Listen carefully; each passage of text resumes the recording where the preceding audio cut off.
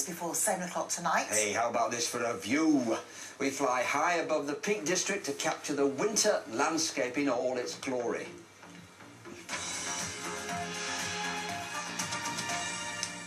Absolutely spectacular. I'm sorry about some of the commuting to work for you, but even just the views from the M62 and the A64 look great. We're about to meet one man who can probably top all that. Paul Haxby flies a paramotor, think paraglider with an engine, and he captures some quite stunning images while he's at it. We'll speak to Paul in just a moment, but first he's had quite a day around South Yorkshire and the Peak District. Right. Helmet and headset. Okay. My name's Paul Haxby. I started paramotoring about 15 years ago, and the aim is today is to go flying with a group of friends here, and what we intend to do is to fly over Lady Bower and the snowy areas of the Peak District.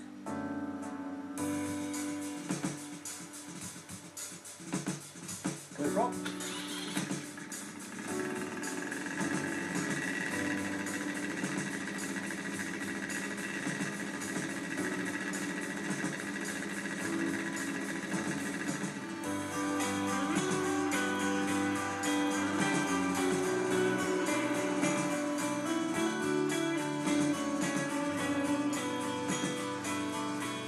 We're aiming to fly across Lady Bower, see the snowy areas in the Peak District, and really generally get a good view in such a glorious kind of day.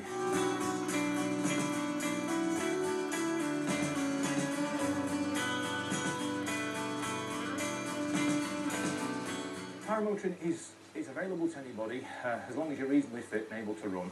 But we've got people from as young as 16 up to as old as 75.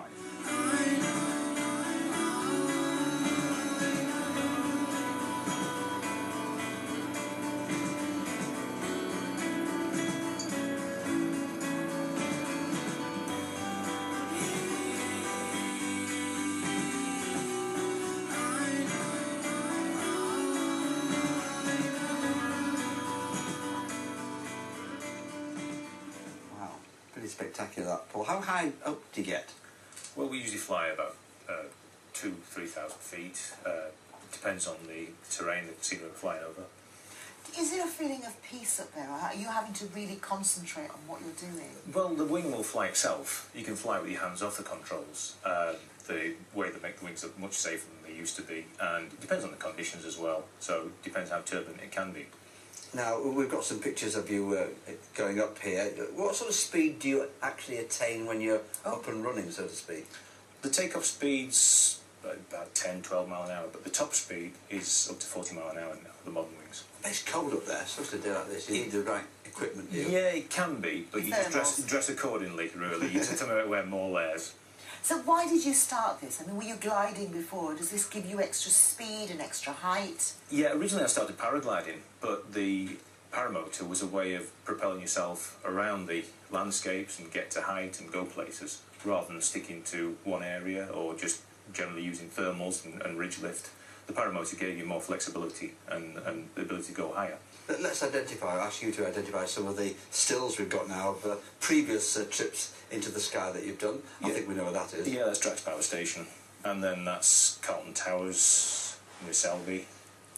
And that's down the northeast coast. How far can you go on a single journey? Well, it depends. It depends on yeah, well, we're allowed to carry a maximum of 10 litres, and that usually lasts 2–2.5 hours, typically. But it depends on the wind speeds. You have to fly according to the wind speeds as well. And it's a light wind aircraft, really. Got wind stuff, haven't you? Yeah. Now, I have to say that you've promised to take carry up. I've been on one of these. Have you? Yeah, in Abel Tasman in New Zealand. Yeah. And they're quite noisy, you know, and you have to run a little bit at the beginning. Are you up for it? I'm up for this, yeah, be okay. You won't be carrying as much with me. Only joking, of course. Yeah, I mean, when's your next trip? As you move on very quickly, Well, it depends on the weather, really. We're weather dependent. It's a leisure aircraft, and it's just a portable, easy way to fly in the right weather. We love your photos. Thanks for bringing them in. Perfect. Now,